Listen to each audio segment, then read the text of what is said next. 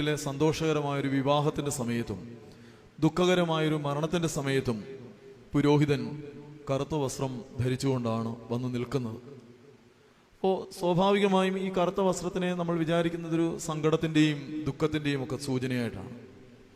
അപ്പോൾ ഈ പുരോഹിതൻ ഈ കറുത്ത വേഷം ധരിച്ചുകൊണ്ട് ഇങ്ങനെയുള്ള സന്തോഷകരമായ അനുഭവങ്ങളിൽ വന്നു നിൽക്കാൻ കാരണം എന്താണ്? അത് നമ്മളൊന്ന് മനസ്സിലാക്കിയിരിക്കണം. അത് നമ്മളുടെ കാഴ്ചപ്പാടല്ല സഭ നമ്മുടെ മുൻപാകെ വെച്ചിരിക്കുന്നത്. അതുകൊണ്ട് വേദപുസ്തകം വായിക്കുമ്പോൾ നമ്മളത് ഓർത്തുകൊള്ളണം. നമ്മൾ വിചാരിക്കുന്നതല്ല വേദപുസ്തകം പറയുന്നത്. അതുകൊണ്ടാണ് യഹോവയായ ദൈവം പറയുന്നത്, എൻ്റെ വഴികൾ നിങ്ങളുടെ വഴികളല്ല, എൻ്റെ ചിന്തകൾ നിങ്ങളുടെ ചിന്തകളുമല്ല. ആകാശവും ഭൂമിയും ഉയർന്നും പൊങ്ങി താഴ്ന്നും ഇരിക്കുന്നത് പോലെ ദൈവത്തിൻ്റെ വഴികൾ മനുഷ്യൻ്റെ ഇതിൽ നിന്ന് വ്യത്യാസമാണ്. അപ്പോൾ നമ്മുടെ ബുദ്ധിക്കകത്ത് നിന്നുകൊണ്ടാണ്, നമ്മുടെ കാഴ്ചപ്പാടിൻ്റെ അകത്തു നിന്നുകൊണ്ടാണ് നമ്മൾ കാര്യങ്ങളെ വിലയിരുത്തുന്നത്. നമ്മൾക്കറിയാം, വെള്ള ഒരു വിശുദ്ധിയെ സൂചിപ്പിക്കുന്നതാണ്. ഇത് നമ്മൾ സങ്കല്പിക്കുന്നു. വെള്ള വിശുദ്ധിയുടെ സൂചനയാണ്, വെണ്മയുടെ സൂചനയാണ്. പിങ്ക് കളർ സ്നേഹത്തിനെയോ പ്രേമത്തിനെയോ സൂചിപ്പിക്കുന്നതാണ്. ചുവപ്പ് അപകടത്തിനെ സൂചിപ്പിക്കുന്നതാണ്. കറുപ്പ് ദുഃഖത്തിനെ സൂചിപ്പിക്കുന്നതല്ല. മറിച്ച് നമ്മൾക്കറിയാമല്ലോ, കോടതിയിൽ നീതി ദേവതയുടെ കണ്ണ് കെട്ടിയിരിക്കുന്നത് കറുത്ത വസ്ത്രം കൊണ്ടാണ്, കറുത്ത തുണി കൊണ്ടാണ്. നമ്മൾ സിനിമയിലെങ്കിലും കണ്ടിട്ടുണ്ടാവും. ജഡ്ജി ഇരിക്കുന്നതിൻ്റെ ഇപ്പുറത്ത് ഒരു ത്രാസം പിടിച്ചുകൊണ്ട് കണ്ണ് കെട്ടിയ ഒരു ചെറുപ്പക്കാരിയുടെ പ്രതിമ വെച്ചിരിക്കുന്നത്. അതിൻ്റെ മുഖം കറുത്ത തുണി കൊണ്ടാണ് മൂടിയിരിക്കുന്നത്. ജഡ്ജി ഇട്ടിരിക്കുന്നതും കറുത്ത വേഷമാണ്. നമുക്ക് വേണ്ടിയിട്ട് നമ്മൾ ഏർപ്പാടാക്കിയ വക്കീലിട്ടിരിക്കുന്നതും കറുത്ത വേഷമാണ്. കറുപ്പ് നീതിയുടെ സൂചനയാണ്. നമുക്ക് ദുഃഖമെന്നൊരു സങ്കല്പം മാത്രമേ അറിയുള്ളൂ. കറുപ്പ് നീതിയുടെ. കണ്ണു തുറന്ന് ആളിനെ നോക്കാതിരിക്കാൻ നീതിപൂർവം ഈ ന്യായം വിധിക്കുന്നു, ഈ വിധി പ്രസ്താവിക്കുന്നു എന്ന് ഓർമ്മപ്പെടുത്താനാണ് കറുത്ത തുണി കൊണ്ട് നീതി ദേവതയുടെ കണ്ണ് മൂടിക്കെട്ടിയിരിക്കുന്നത്. ഇപ്പോൾ പുരോഹിതൻ കറുത്ത വേഷം ധരിച്ചുകൊണ്ട് ശവസംസ്കാര ശുശ്രൂഷയിലായാലും വിവാഹ കൂദാശയിലായാലും മാമോദീസായുടെ സമയത്തായാലും വീട് കൂദാശയ്ക്കായാലും എപ്പോഴും നിൽക്കുമ്പോൾ ഉദ്ദേശിക്കുന്നത് ഇതാണ്: ദൈവത്തിനും ജനത്തിനുമിടയിൽ ജനത്തിനു വേണ്ടി വാദിക്കാനായി നിയോഗിക്കപ്പെട്ട ആളാണ് പുരോഹിതൻ. ജനത്തിൻ്റെ അഡ്വക്കറ്റാണ് പുരോഹിതൻ. പരിശുദ്ധ റൂഹായെക്കുറിച്ച് അങ്ങനെയാണ് പറയുന്നത്. ദൈവത്തിൻ്റെ വക്കീലെന്നാണ് പരിശുദ്ധ റൂഹായെക്കുറിച്ച് പറയുന്നത്. നമുക്ക് വേണ്ടി ദൈവസന്നിധിയിൽ എന്താ പറയുന്നേ, കാലുപിടിക്കാനും അപേക്ഷിക്കാനും ഒക്കെ നിയോഗിക്കപ്പെട്ട ആളാണ് പരിശുദ്ധ റൂഹ. അപ്പോൾ ആ പരിശുദ്ധ റൂഹായുടെ അതേ ഉത്തരവാദിത്വം. അതുകൊണ്ടാണ് പുരോഹിതനായി അഭിഷേകം ചെയ്യുമ്പോൾ മറ്റ് ശുശ്രൂഷകളൊന്നുമല്ല, എന്തെങ്കിലും എടുത്തു കൊടുക്കുവോ എന്തെങ്കിലും പുതിയ ചുമതലകൾ ഏൽപ്പിക്കുകയല്ല ചെയ്യുന്നത്. ഏറ്റവും പ്രധാനപ്പെട്ട ശുശ്രൂഷ ഇത്രയേ ഉള്ളൂ. ദീർഘമായ പാട്ടുകളും വായനകളും ഒക്കെ ഇങ്ങനെ ആവർത്തിക്കപ്പെട്ടുകൊണ്ടേയിരിക്കും. അതൊന്നുമല്ല പട്ടംകുട ശുശ്രൂഷയുടെ ഏറ്റവും പ്രധാനപ്പെട്ട ഭാഗം. പുരോഹിതനാകാൻ പോകുന്ന ആളിനെ ആ മഹാപുരോഹിതന്റെ കാപ്പയ്ക്കുള്ളിൽ ഒളിപ്പിച്ച് നിർത്തിയിട്ട് പരിശുദ്ധ റൂഹായെ അയാളുടെ മേലേക്ക് ആവസിപ്പിക്കുന്നു. ആ ശുശ്രൂഷയോടുകൂടി തീർന്നു പട്ടംകുട ശുശ്രൂഷ. അതിന് മുമ്പുള്ള പ്രാർത്ഥനകൾ ആ ശുശ്രൂഷയ്ക്കുള്ള ഒരുക്കമാണ്. ആ ഒരു ഏറ്റവും ചെറിയൊരു ശുശ്രൂഷ മാത്രമാണ്. ദീർഘമായി പുരോഹിതന്റെ മേൽ, പുരോഹിതനാകാൻ പോകുന്ന ആളുടെ മേൽ പരിശുദ്ധ റൂഹായെ ആവസിപ്പിച്ച് ഇറക്കി വിടുന്നു. അപ്പോൾ ഓർമ്മപ്പെടുത്തുന്ന ഇതാണ്: ജനത്തിനു വേണ്ടി പരിശുദ്ധ റൂഹായെ പോലെ ദൈവത്തിൻ്റെ അടുക്കൽ വാദിക്കാനായി തന്നെ ചുമതലപ്പെടുത്തിയിരിക്കുന്നു. അതുകൊണ്ടാണ് ജനം താഴെ നിൽക്കുകയും ദൈവം മുകളിലിരിക്കുകയും ചെയ്യുന്നു എന്നൊരു സങ്കല്പത്തിൽ അവരുടെ നടുക്ക് നിൽക്കുകയാണ് പുരോഹിതൻ. ഇതിനു വേണ്ടിയിട്ട് പുറപ്പാട് പുസ്തകം 19-ാം അധ്യായത്തിൻ്റെ 20-ാമത്തെ വാക്യത്തിൽ ദൈവം മോശയെ വിളിച്ചു. മോശ കയറി ചെന്നു. എന്തിനു വേണ്ടിയിട്ട്? ഇസ്രായേൽക്കാർക്ക് വേണ്ടിയിട്ട് ദൈവത്തിനോട് പറയാൻ വേണ്ടിയിട്ട്. ഇസ്രായേൽക്കാരുടെ ഒരു എന്താ പറയുന്നത്, സ്വഭാവ വൈകല്യങ്ങൾ സഹിക്കാൻ കഴിയാതായപ്പോൾ ദൈവം അവരെ നശിപ്പിക്കുമെന്നൊരു തീരുമാനം എടുക്കുമ്പോൾ ദൈവത്തിന് തന്നെ അനുതാപം തോന്നുകയാണ്. ഈ ജനത്തിനെ അങ്ങനെ ശകാരിച്ചാലോ ശിക്ഷിച്ചാലോ ശരിയാവുകയില്ല, മറിച്ച് അവരെ നേരെയുള്ള വഴിയിലൂടെ നടക്കുന്നതിനാവശ്യമായ നിയന്ത്രണങ്ങൾ അവർക്ക് ഏൽപ്പിച്ചു കൊടുക്കേണ്ടതായിട്ടുണ്ട്. ആ നിയന്ത്രണങ്ങളും നിയമങ്ങളും വാങ്ങിക്കാനാണ് ജനത്തിനെ താഴെ നിർത്തിയിട്ട് മോശ മലയുടെ മുകളിലേക്ക് കയറിപ്പോകുന്നത്. നമ്മൾ ആരാധനയ്ക്ക് ഒരുമിച്ച് വരുമ്പോൾ ഞാൻ കഴിഞ്ഞ ആഴ്ച പറഞ്ഞിരുന്നു, ജനങ്ങൾ താഴ്വരയിൽ നിൽക്കുകയാണ്. ഈ നമസ്കാരമേശ കിടക്കുന്നിടം ഒരല്പം പൊങ്ങിക്കിടക്കേണ്ട സ്ഥലമാണ്. നമുക്കറിയാം, പള്ളികളിൽ അങ്ങനെയാണ് അത് കിടക്കുന്നത്. ഒരു സ്റ്റെപ്പ് നമ്മൾ മുകളിലേക്ക് കയറും. ജനം ഈ പർവ്വതത്തിനെ കയറി തൊടാതിരിക്കാനായി ജനത്തിനും പർവ്വതത്തിനും ഇടയ്ക്ക് നമ്മൾ ഈ ചാരി നിൽക്കാനും പുസ്തകം വെക്കാനും ഒക്കെ ഉപയോഗിക്കുന്ന കൈവരി അവിടെ കെട്ടിയിടും. ജനത്തിനും ദൈവത്തിനും ഇടയിൽ പുരോഹിതൻ അവിടെ നിൽക്കും. ദൈവം വിളിക്കുമ്പോൾ അയാൾ കയറി ചെല്ലും. അയാൾ കയറി ചെല്ലുമ്പോൾ പിന്നീട് അയാൾ ഇറങ്ങി വരുന്നത് എപ്പോഴാണെന്നും കൂടി നമ്മൾ ശ്രദ്ധിക്കേണ്ടതായിട്ടുണ്ട്. അയാൾ അങ്ങോട്ട് ചെന്നിട്ട് ഇറങ്ങി വരികയാണോ ചെയ്തത്? അല്ല. 40 ദിവസങ്ങൾക്ക് ശേഷമാണ് അയാൾ ഇറങ്ങി വരുന്നത്. ഇറങ്ങി വരുമ്പോഴോ അയാളുടെ കയ്യിൽ ദൈവം കൊടുത്ത കൽപ്പലകകളുണ്ട്. കയറി ചെല്ലുന്നതിന് മുമ്പ് ദൈവം എന്താണ് മോശയോട് പറയുന്നത്? ഇന്നും നാളെയുമായി നീ ഈ ജനത്തിനെ ശുദ്ധീകരിക്കണം. ശുദ്ധീകരിച്ചതിന് ശേഷമേ കയറി വരാവൂ. കാരണം ശുദ്ധീകരിക്കപ്പെടാത്തവരാരെങ്കിലും കയറി പർവ്വതത്തിനെ തൊട്ടാൽ അവർ മരിച്ചു പോകും. അപ്പോൾ നമ്മുടെ ആരാധനയിൽ നമ്മൾ എന്നും കാണുന്ന ഒരു സംഭവമുണ്ട്. പുരോഹിതൻ മദ്ബഹായിലേക്ക് കയറി പോകാൻ പോകുന്നതിന് മുമ്പ് ജനങ്ങൾക്ക് പാപമോചനം നൽകുക, ജനങ്ങളെ ശുദ്ധീകരിക്കുന്നു, ഹൂസോയ കൊടുക്കുന്നു. ചിലപ്പോൾ നമുക്കൊരു അസ്വസ്ഥത തോന്നും, കയറിപ്പോയ അച്ഛൻ എന്താ ഇറങ്ങി വരാത്തത്? മുമ്പ് അങ്ങനെ അല്ലായിരുന്നല്ലോ. വെളിവ് നിറഞ്ഞൊരു ഈശോ കഴിയുമ്പോൾ ഇറങ്ങി വരുമായിരുന്നല്ലോ. കുർബാനയുടെ ഇടയ്ക്ക് വേണമെങ്കിൽ ഇറങ്ങി വരുമായിരുന്നല്ലോ. ഞങ്ങൾ ആവശ്യപ്പെടുമ്പോഴൊക്കെ ഇറങ്ങി വരുമായിരുന്നല്ലോ. അച്ഛൻ്റെ ഒരു മനോധർമ്മം കൊണ്ടങ്ങ് ഇറങ്ങി വരുന്നതാണ്. പക്ഷെ ഇറങ്ങി വരാൻ അയാൾക്ക് അനുവാദമില്ല. ഇറങ്ങി വരേണ്ടത് എപ്പോഴാണ്? കയറിപ്പോയാൽ ദൈവത്തിനോടുകൂടെ 40 ദിവസം താമസിക്കുന്നു.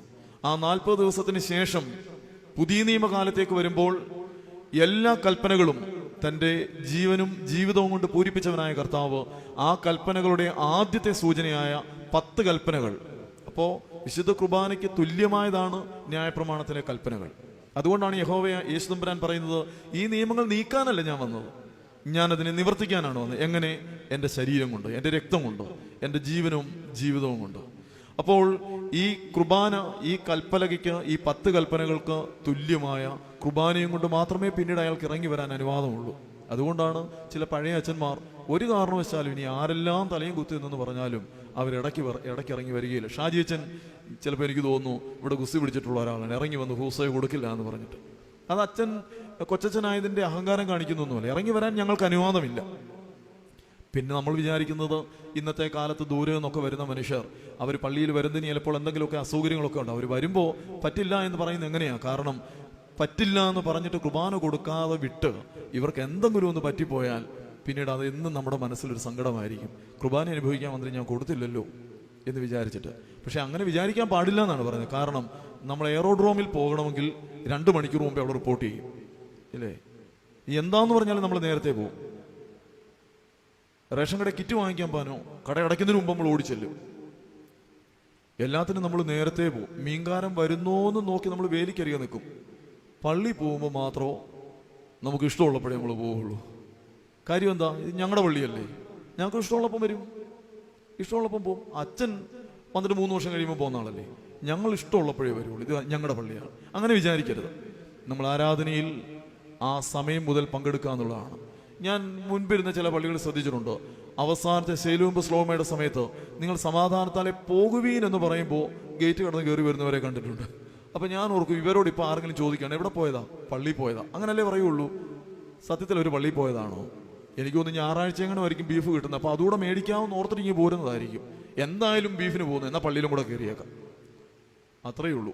അങ്ങനെയല്ലല്ലോ ചെയ്യേണ്ടത് നമ്മൾ ആരാധനയിൽ നേരത്തെ. അപ്പം ഞാൻ പറയാൻ വന്നത്, ഈ പുരോഹിതൻ മദ്ബഹായിലേക്ക് കയറി പോകുമ്പോൾ അയാൾ സീനായൽ മലയുടെ മുകളിലേക്ക് കയറി പോകുന്നു എന്നുള്ള സൂചനയാണ്. എന്തിനു വേണ്ടി? ജനത്തിനു വേണ്ടി, ദൈവസന്നിധിയിൽ. അതുകൊണ്ടാണ് തുയോബോ ശുശ്രൂഷയ്ക്ക് മുൻപായി നിങ്ങൾക്ക് ആരുടെയെങ്കിലും പേരുകൾ ഓർക്കാനുണ്ടെങ്കിൽ അത് ദൈവസന്നിധിയിൽ ഓർക്കുന്ന സമയമാണ്. അപ്പോൾ കുർബാനയുടെ മധ്യഭാഗത്തൊക്കെ അത് ഇടയ്ക്കിടയ്ക്ക് ഓർക്കപ്പെടുന്നുണ്ടെങ്കിലും ഏറ്റവും പ്രധാനമായി അത് ഓർക്കാൻ വേണ്ടിയിട്ട് മാത്രം നിശ്ചയിക്കപ്പെട്ട സമയമാണ് തുയോബോയുടെ സമയം. അതുകൊണ്ട് എപ്പോഴെങ്കിലുമല്ല. ഇവിടെ പക്ഷേ അങ്ങനെ എനിക്ക് ഇതേവരെ തോന്നിയിട്ടില്ല. ഇവിടെ നേരത്തെ തന്നെ കഴിയുന്നതും തലേ ദിവസം വൈകിട്ട് തന്നെ വന്ന് അതൊരു നല്ല രീതിയാണ്. അങ്ങനെ തന്നെയാണ് വേണ്ടതും. അക്കൂട്ടത്തിൽ ഓർത്തുകൊള്ളണം, കുർബാനയ്ക്ക് പേര് ഓർക്കാനായിട്ട് എഴുതി കൊടുക്കുമ്പോൾ നമ്മുടെ മാമോദീസ പേര് തന്നെ എഴുതി കൊടുക്കാനും കൂടി ഓർത്തുകൊള്ളണം. ദൈവത്തിന് നമ്മുടെ മറ്റേ പേര് അറിയാൻ പാടില്ലാത്തൊരു കൺഫ്യൂഷനായി പോകുമെന്ന് വിചാരിച്ചിട്ടല്ല നമ്മളെക്കുറിച്ച് പറയുന്നത്. ഈ പൈതലിന്റെ പേര് ജീവഗ്രന്ഥത്തിൽ എഴുതണമേ എന്ന് പറയുമ്പോൾ മാമോദിസായ്ക്ക് വിളിക്കുന്ന തോമസ് എന്നോ വർഗീസ് എന്നോ ശമൂവേൽ എന്നോ ഒക്കെയുള്ള പേര് അപ്പോൾ എഴുതുകയാണ് ആ പുസ്തകത്തിലും. അത് ദൈവസന്നിധിയിൽ രേഖപ്പെടുത്തപ്പെട്ടു എന്നാണ് നമ്മളുടെ വിശ്വാസം. അങ്ങനെയാണ് സഭ പഠിപ്പിക്കുന്നത്. അപ്പോൾ നമ്മുടെ പേജ് തുറന്നു വെക്കുമ്പോൾ വർഗീസിന്റെ പേജ് തുറന്നു വെച്ചു, പ്രാർത്ഥിക്കാൻ പോകണം. ദൈവമേ, ഈ മനുഷ്യന്റെ സങ്കടങ്ങൾ നീ അറിയുന്നുണ്ടല്ലോ. ദൈവത്തിനറിയാം എന്തെല്ലാം സങ്കടങ്ങളുണ്ട്. സാമ്പത്തികമായ ബുദ്ധിമുട്ടുണ്ട്, രോഗങ്ങളുണ്ട്, കുടുംബത്തിൽ പ്രയാസങ്ങളുണ്ട്, കുഞ്ഞുങ്ങളുടെ കാര്യം ഓർത്ത് വേവലാതിയുണ്ട്, ഒത്തിരി സങ്കടങ്ങളിലൂടെ കടന്നു പോകുന്ന ആളാണ്. അപ്പോൾ ആ പേര് തന്നെ ഓർക്കപ്പെടണമെന്നാണ് ഞാൻ പറയാൻ വന്നത്. നമുക്ക് വേണ്ടി ദൈവസന്നിധിയിൽ നിയോഗിക്കപ്പെടുന്നവരാണ് ഓരോ പുരോഹിതന്മാരും. പക്ഷേ രണ്ടാമത്തെ വശം, അവർ സാധാരണ മനുഷ്യരാണ്. ഞാനൊരു സാധാരണ മനുഷ്യനാണ്. എനിക്ക് ഈ ഇടവകയിലുള്ള പലരുടെയും അത്രയും അനുഭവമോ അറിവോ ഒന്നും കാണുകയില്ല. ഞാൻ എൻ്റെ അറിവിൻ്റെ പരിമിതിക്കകത്ത് നിന്നുകൊണ്ടായിരിക്കും ചിലപ്പോൾ പറയുന്നത്. അത് മറ്റൊരാൾക്കൊരു പ്രയാസത്തിന് കാരണമാകും, സങ്കടത്തിന് കാരണമാകും. അപ്പോൾ നിങ്ങൾ വിചാരിക്കരുത് ഇയാളെ ഞങ്ങളെ സങ്കടപ്പെടുത്താൻ വന്ന ആളാണെന്ന് വിചാരിക്കരുത്. അറിവില്ലായ്മോട്ട് സംഭവിച്ചു പോകുന്നതാണ്. അല്ലാതെ കൊറ്റമ്പള്ളി പള്ളിയിൽ ഞാൻ 3 പ്രാവശ്യം 3 വർഷം എൻ്റെ ഇഷ്ടത്തിനനുസരിച്ച് പ്രവർത്തിക്കുമെന്നനുസരിച്ചല്ല. അങ്ങനെ പ്രവർത്തിക്കാൻ ഒരു പുരോഹിതനും അനുവാദമില്ല. കൃത്യമായ രീതിയിൽ പറഞ്ഞാൽ, നമ്മുടെ ആരാധനാപരമായിട്ടല്ല, നമ്മുടെ ഭരണപരമായ കാര്യം പറഞ്ഞാൽ ഈ ഭരണഘടനയ്ക്കും തിരുമേനിയുടെ കൽപ്പനയ്ക്കും അപ്പുറത്ത് അയാൾക്കൊന്നും ചെയ്യാൻ പറ്റുകയില്ല. ആരാധനയ്ക്ക് ഇപ്പം മാനന്തവാടിയിൽ നിന്ന് വന്ന ജാസ്റ്റിനച്ഛനും ഈ കൊറ്റമ്പള്ളിയിൽ നിൽക്കുന്ന എനിക്കും ഞങ്ങളുടെ സ്വന്തമായിട്ടൊന്നും ചെയ്യാൻ പറ്റുകയില്ല. എന്ത് നിശ്ചയിച്ച് ഏൽപ്പിച്ചിരിക്കുന്നു അത് മാത്രമേ നിർവഹിക്കാൻ. പക്ഷേ വ്യക്തിപരമായ ഇടപെടലുകളിൽ ചിലപ്പോൾ പരസ്പരം അങ്ങോട്ടും ഇങ്ങോട്ടും അങ്ങനെ ആർക്കെങ്കിലും സങ്കടമോ പ്രയാസമോ ഏതെങ്കിലും പുരോഹിതന്മാരിൽ നിന്നുണ്ടായിട്ടുണ്ടെങ്കിൽ ദൈവനാമത്തിൽ നിങ്ങളോട് മാപ്പ് ചോദിക്കുകയാണ്. കാരണം ഇന്ന് എല്ലാ പുരോഹിതന്മാരെയും ഓർക്കുന്ന ദിവസമല്ല. അത് ആരും ആ തരത്തിലല്ല. ചിലപ്പോൾ നമ്മുടെ ചില താല്പര്യങ്ങൾ നിർവഹിക്കപ്പെടാതെ വന്നേക്കും. അച്ഛാ ഇതിങ്ങനെ ചെയ്യാമോ എന്ന് ചോദിക്കുമ്പോൾ കുഞ്ഞ് അങ്ങനെ ചെയ്യാൻ പറ്റില്ല എന്ന് പറയുന്നുണ്ട്. നമുക്കൊരു സങ്കടവും പ്രയാസവും ഒക്കെ തോന്നുമായിരിക്കും. ഇതെന്താ ഇങ്ങനെ എന്നൊക്കെ. ചെയ്യാൻ പറ്റാത്തത് കൊണ്ടാണ്. ചെയ്യാൻ പറ്റുന്ന എല്ലാ കാര്യങ്ങളും ഒരു പുരോഹിതൻ നിങ്ങൾക്ക് വേണ്ടി നിർവഹിച്ച് തരാറില്ലേ? അപ്പോൾ ദൈവസന്നിധിയിൽ നമുക്ക് പ്രാർത്ഥിക്കാം. നമ്മളെ ദൈവത്തിനെ അറിയുന്നവർ. അതുകൊണ്ട് ഈ കത്തോലിക്കാ സഭയുടെ വിശുദ്ധനായ സെന്റ് അഗസ്റ്റിൻ പറയുന്നത്, ഒരു മാലാഖയും ഒരു പുരോഹിതനെയും ഒരുമിച്ച് കണ്ടാൽ ഞാൻ ആദ്യം വിഷ് ചെയ്യുന്നത് പുരോഹിതനെ ആയിരിക്കും. കാരണം മാലാഖ ദൈവസന്നിധിയിൽ നിൽക്കുന്ന ആളാണെങ്കിൽ പുരോഹിതൻ അയാളുടെ കയ്യിൽ കർത്താവിനെ എടുക്കുന്ന ആളാണ്. അതുകൊണ്ട് അയാൾക്കൊരു പ്രയോറിറ്റി ഉണ്ട്. അതുകൊണ്ട് എനിക്ക് തോന്നുന്നു ഒരുപക്ഷെ അറിവ് കുറഞ്ഞവനായാലും പ്രായം കുറഞ്ഞവനായാലും വിദ്യാഭ്യാസം കുറഞ്ഞവനായാലും ഒക്കെ മറ്റുള്ളവരുടെ സ്നേഹവും ആദരവും ബഹുമാനവും ഒക്കെ കിട്ടുന്ന ഇതുകൊണ്ട് തന്നെയാണ്. ഞങ്ങളുടെ അച്ഛൻ കുർബാന ചൊല്ലുന്ന ആളാണ്, ഞങ്ങളുടെ അച്ഛൻ ഞങ്ങൾക്ക് വേണ്ടിയിട്ട് പ്രാർത്ഥിക്കുന്ന ആളാണ്. പക്ഷെ ചിലപ്പോൾ പ്രത്യേകിച്ച് ഈ കഴിഞ്ഞ കുറേ നാളുകളായി പുരോഹിതന്മാർ അവരുടെ ദൗത്യം മറന്നു പോകുന്നു എന്നുള്ളത് വിസ്മരിക്കാൻ കഴിയാതെ, അവർ ഒരു മനുഷ്യൻ അധപ്പതിക്കാവുന്നതിൻ്റെ അങ്ങേ അറ്റത്തേക്ക് അധപ്പതിച്ചു പോയ ചില പുരോഹിതന്മാരെ കുറിച്ച് നമ്മൾ കാണുകയും കേൾക്കുകയും ചെയ്യുന്നുണ്ട്. നമ്മൾ അങ്ങനെ വിചാരിക്കേണ്ട, നമ്മൾ അവരെ കാണണ്ട. ഒരു സമൂഹം എന്ന് പറയുമ്പോൾ 1-2 പേരല്ലല്ലോ, അതിനേക്കാൾ എത്രയോ നല്ല വിശുദ്ധരായ പുരോഹിതന്മാർ നമ്മുടെ ഇടവകയിൽ നമ്മളെ നയിച്ചിട്ടുണ്ട്. എനിക്ക് തോന്നുന്നു പല ചെറുപ്പക്കാരും പുരോഹിതന്മാരാകാൻ ആഗ്രഹിക്കുന്നത് അവരുടെ ഇടവകയിൽ വന്ന അച്ഛന്മാരെ കണ്ടിട്ടാണ്. ചില കുഞ്ഞുങ്ങൾക്ക് അവരുടെ അച്ഛനോട് എന്തൊരിഷ്ടമാണ്. അത് അച്ഛൻ അവർക്കൊന്നും കൊടുത്തിട്ടൊന്നുമല്ല, എന്തോ ഒരിഷ്ടം തോന്നുന്നു. അങ്ങനെ നമ്മുടെ മനസ്സിനോട് ചേർന്ന് പോകുന്ന പുരോഹിതന്മാരെ നമ്മൾ കണ്ടിട്ടുണ്ട്. നമുക്ക് പ്രയാസങ്ങളോ ബുദ്ധിമുട്ടുകളോ വരുത്തിയവരെ നമ്മൾ ഗൗരവത്തിലെടുക്കണ്ട. അത് അവരുടെ ബലഹീനതയും ദൈവസന്നിധിയിൽ അവരതിന് കണക്ക് പറഞ്ഞുകൊള്ളൂ. അത് നമ്മുടെ വിഷയമല്ല. കർത്താവും അവരും നമ്മളുടെ ഏർപ്പാടാണ്. അതുകൊണ്ടാണ് കൊരിന്ത്യർക്കെഴുതിയ ലേഖനത്തിൽ പറയുന്നത്, ന്യായപ്രമാണമുള്ളവനെ വിധിക്കാൻ നേരം ഞാൻ ന്യായപ്രമാണം എടുത്തു വെക്കും, ന്യായപ്രമാണം ഇല്ലാത്തവനെ വിധിക്കാൻ നേരം ഞാൻ ന്യായപ്രമാണം തൊടുകയില്ല. അപ്പോൾ ഈ നിയമങ്ങളും കൽപ്പനകളും എല്ലാം ഏൽപ്പിക്കപ്പെട്ട പുരോഹിതൻ പ്രാർത്ഥിക്കാതെയാണ് ഇരിക്കുന്നതെങ്കിൽ അതിന് ദൈവം നമ്പരാൻ പിടിച്ചോളും. നമ്മൾ അതിനെക്കുറിച്ച് ഓർത്ത് വേവലാതിപ്പെടണ്ട. അതിന് അയാൾക്ക് അർഹിക്കുന്ന ശിക്ഷയും കിട്ടിക്കൊള്ളും. എന്നാൽ നമുക്കറിയാമല്ലോ, നമ്മളുടെ ഇടയിലൂടെ ഇങ്ങനെ ശാന്തനായി നടന്നുപോയ പുരോഹിതന്മാരുണ്ട്. നമുക്ക് വേണ്ടിയിട്ട് പ്രാർത്ഥിച്ചിട്ടുണ്ട്. നമ്മുടെ നെറ്റിയിൽ റൂഷ്മ ചെയ്തിട്ടുണ്ട്. നമ്മുടെ തലയിൽ കൈവച്ച് പ്രാർത്ഥിച്ച പുരോഹിതന്മാരുണ്ട്. നമ്മുടെ വീട്ടിൽ വന്ന് നമ്മുടെ സന്തോഷത്തിലും സങ്കടത്തിലും ഒക്കെ പങ്കുചേർന്ന പുരോഹിതന്മാരുണ്ട്. എല്ലാ പുരോഹിതന്മാരെയും ദൈവസന്നിധിയിൽ ഓർക്കാം. വീണ്ടും ഞാൻ ഒരിക്കൽ കൂടി പറയുകയാണ്, ഏതെങ്കിലും പുരോഹിതന്മാരിൽ നിന്ന് നിങ്ങൾക്ക് ആർക്കെങ്കിലും മാനസികമായ എന്തെങ്കിലും ബുദ്ധിമുട്ടോ സങ്കടമോ ഉണ്ടായെങ്കിൽ ദൈവനാമത്തിൽ ഇന്ന് അവരോട് ക്ഷമിക്കണം. എല്ലാവരോടും ക്ഷമിക്കണം. കാരണം അവർ വേർപെട്ടു പോയി കാണും, അവർ ജീവനോടിരിക്കുന്നുണ്ടാവും. അവരെ ഓർത്ത് പ്രാർത്ഥിക്കാനുള്ള സമയമാണ്. ദേഷ്യം വെച്ചുകൊണ്ടിരുന്നാൽ നമുക്ക് പ്രാർത്ഥിക്കണമെന്ന് തോന്നുകയില്ല. അപ്പോൾ അതുകൊണ്ട് അവർക്ക് വേണ്ടി പ്രാർത്ഥിക്കാനായിട്ട് നമ്മൾക്ക് ഇപ്പോൾ എഴുന്നേൽക്കാം.